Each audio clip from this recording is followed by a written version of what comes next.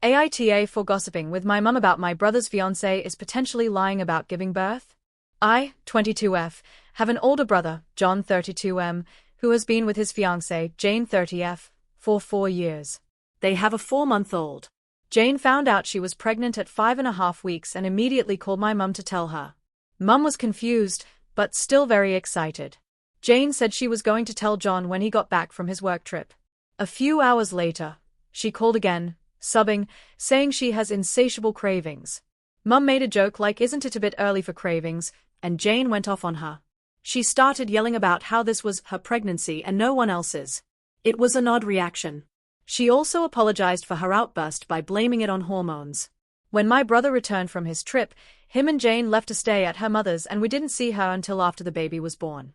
John said this was because Jane was afraid of losing the pregnancy and wanted to be with her mum and we needed to respect boundaries. Whenever someone would ask about Jane or the baby, they would shut it down with vague answers like every pregnancy is different or she's carrying small, which isn't unusual. They barely shared anything about the pregnancy. No ultrasound pictures, no baby shower, and Jane didn't want anyone around during the delivery. I also discovered that every craving she listed came from one article about pregnancy cravings. She even listed multiple items in the same order as the article. When the baby was born, we were finally allowed to see Jane and John, and baby of course. It was very bittersweet as we all wished we could have been there for Jane to help out, but Jane and John both reassured us that we did help out by staying away during the pregnancy. The weirdest part, though, is how Jane describes the birth. She claims she had an epidural via 4 drip into her hand, edited BC. I didn't elaborate, which is not how those are administered. When I asked clarifying questions, thinking she had gotten confused, which is understandable, she shut down and refused to answer, like how she would during the pregnancy.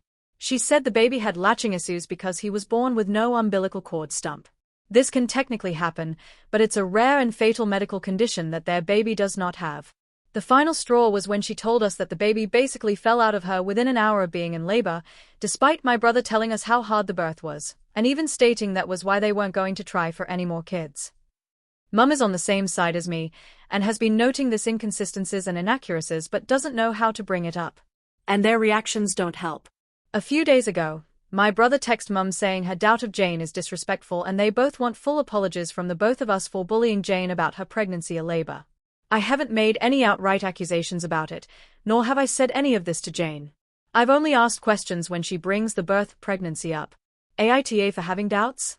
Well, I was right to have questions. After I made my post I stopped talking to my mum about the pregnancy but things still didn't add up.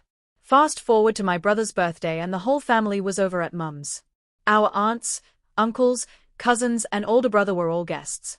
During the party, Jane mentioned how the baby had BSA and our aunt called her out on it. She's a maternity nurse.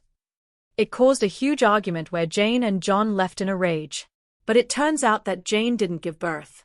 The baby is actually a product of my brother's affair. He had been cheating on Jane with some woman for about 6 months before she got pregnant. Apparently, Jane and John offered her a lump sum of £25,000 for her to allow them to adopt the baby when it was born and to never interact with the baby or their family ever again. They didn't want this cheating to be found out, so they pretended Jane was pregnant and moved away. Jane's mum was in on the whole thing. The kicker? This all came out because the woman John had the affair with decided she wanted her baby back. Apparently, she hadn't been fully informed about the agreement's legal implications, and she felt pressured to sign it in the first place. She also barely speaks English and the contract was all English.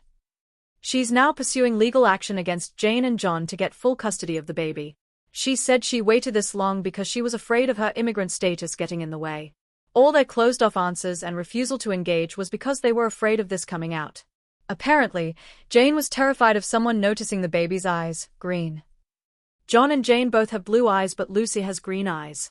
Things have gone to absolute shit. The whole situation is bigger than anything I could have imagined. I won't be updating unless something else crazy happens. IDK if this was a sign to keep trusting my gut, but damn. I'll be logging off in a few hours. Thanks to everyone. Smiley face.